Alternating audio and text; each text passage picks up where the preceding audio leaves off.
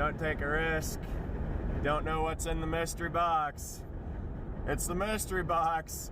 It could be anything.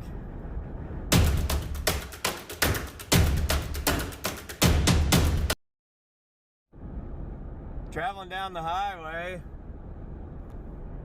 and I spotted a mystery box in the middle of the two lanes. About a 3 or 4 foot cube. Wind's about 40 miles an hour today, so I know there was something in it. Had the flaps taped up. If it was an empty box, it would already been in the next county. So I'm gonna be circling back here and take a look, see what's in the mystery box. I know that thing's a hazard sitting out there, anybody hits it.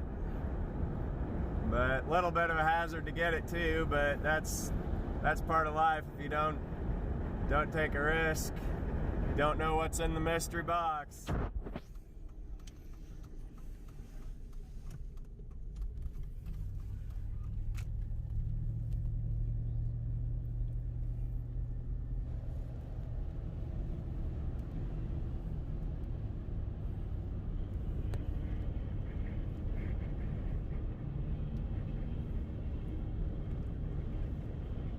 Back heading northbound behind a truck here, so I can't exactly see where it is. And it's right there. Blew a little.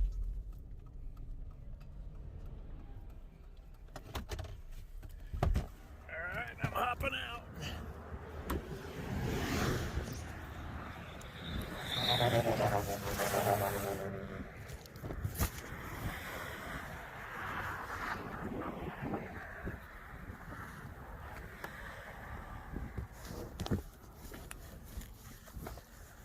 It's lighter than I thought.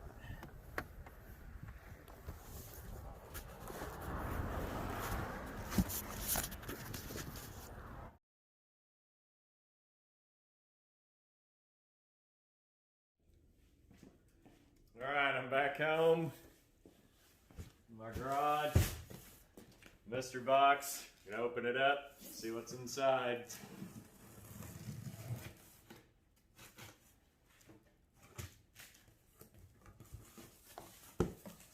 And it is furnace filters. Yay, how exciting. Actually, this is really exciting for me because I have a project in mind that I actually had these on the purchase list for materials for that project. So I'm going to show you here in just a second what that is and explain and describe it to you a little bit. Be something that I'll use in future videos. It's for my garage or my shop, depending how things go. I've got an idea for a structure about like this inside.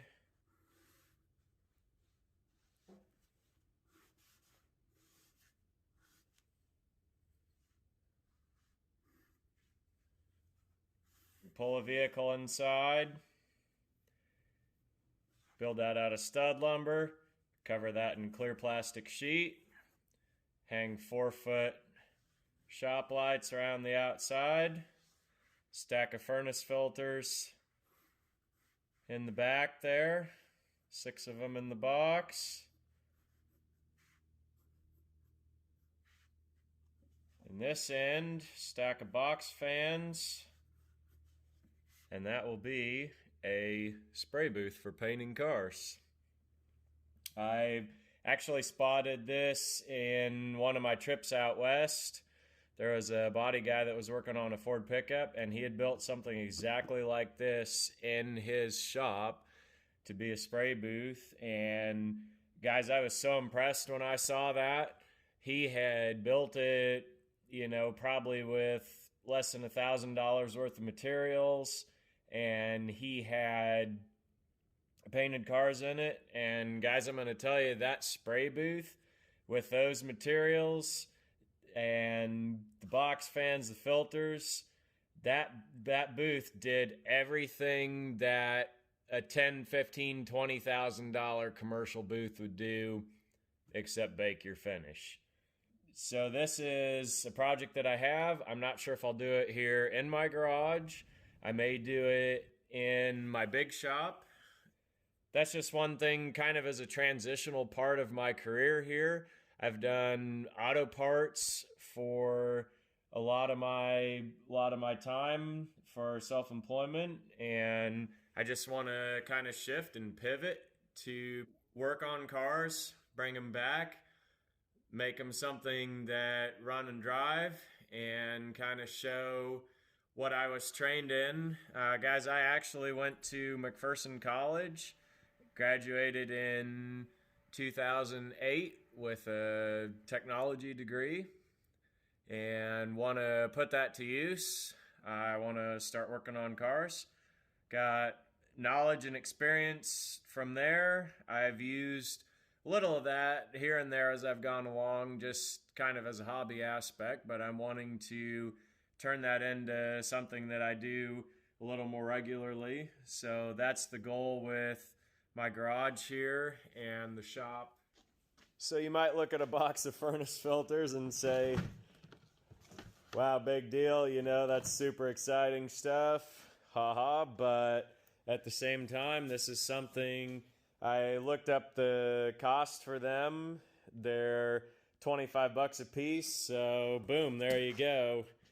$150 in that box. And, you know, I'm sure it's something today, 40-mile-an-hour winds. It blew off the guy's truck. Probably some company, there's no markings, no label on the box, so couldn't return it anywhere even if I knew where it would go. Whichever company had that, they probably showed up and realized it was missing off the truck, and you know, they'll just write it off as a company expense. So finders keepers, losers weepers, and it'll be someone's loss to be my gain, to be some more shop supplies to get the shop going. So thanks for watching today. I appreciate you stopping by. Check out the mystery of the mystery box with me. We solved the mystery, and something, you know, may not be that exciting, but to me it's exciting because these are something that were on the materials list for a project that I had working toward. And this is kind of one of those things, you know, it's December 22nd. This is one of the shortest days of the year in the winter solstice here. It snowed today. Hard to get outside and really do something that I can show you like junkyards or anything like that. But be sure to subscribe to the channel. And when springtime comes here, guys, we're going to have a lot of cool stuff to show you. I've got vehicles in the works that want to roll in and get started on and get doing stuff on. So be sure and subscribe and see what I got coming for you. Thanks.